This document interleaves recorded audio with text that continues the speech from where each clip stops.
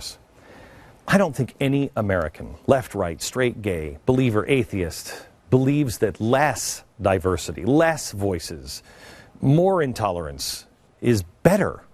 I don't think anybody thinks that that's what they had in mind when they came up with Excelsior. I'm disturbed because I have 200 employees in New York. And let me tell you, Governor, who we are. It was the day after 9/11. Dust was still in the air, smoke at Ground Zero. I was there a few days after this, and it was an awful place to be, and I'm sure the governor was there too. And it was a time that united all of us. The day after, it was 9/12. A day when we were amazing to each other, and parties didn't matter anymore. When we were John Doe. A woman and her spouse left their apartment. It overlooked Ground Zero. And they didn't know what to do. Everything was closed. Everything was utter chaos and covered in ash. It was awful. I saw this area a week later, and I will never. It took me a decade to get the smell out of my nose every time I thought of it. It reeked of death.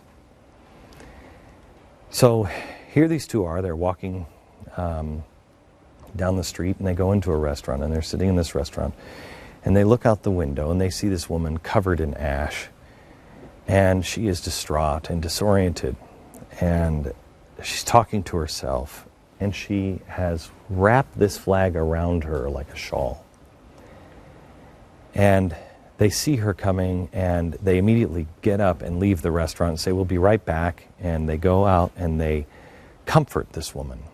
She was sitting on the sidewalk, and she was absolutely incoherent, and they couldn't console her for quite some time. They talked to her about anything, and they talked to her about this flag. And she said, "I was down at Ground Zero, and it was in the rubble. And I pulled it out." And she was using it as a cover, a shield. She said that her husband was a police officer. She hadn't been able to get a hold of him.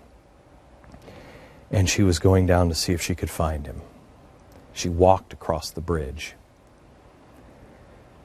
It was clear that the odds were not in her favor at the time. Well, they calmed her down, and she stood up, and she said, "I have to go home." They asked if they could help her, go with her, and they wouldn't happen. And she was grateful for the Good Samaritans, for they would provide a shoulder to cry on. As they started to part, she took this flag off of her shoulders, and she gave it to this couple. They returned home, and they put that flag on display for everyone to see right outside their window overlooking Ground Zero. A few years later, they joined something we started called the 9/12 Project. And they tried and tried and tried to get this flag to me, because they said the flag didn't belong to me. It belonged to America. It belonged to anybody who understood who we really were on 9/12. It belonged to everybody that understood that we need to come together. And we need to come together not just after an awful tragedy. I share this story for two reasons. One, this is who we are.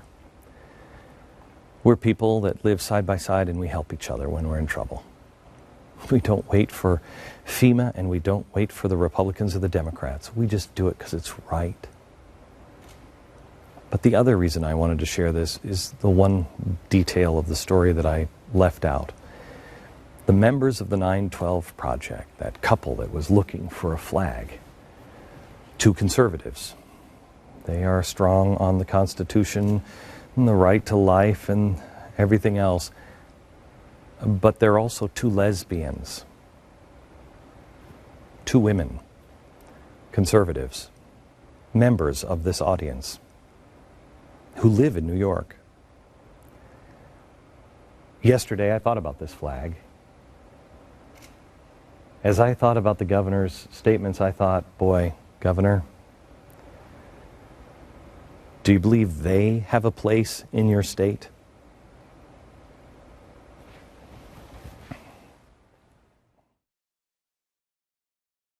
Set camera 2 on a rack.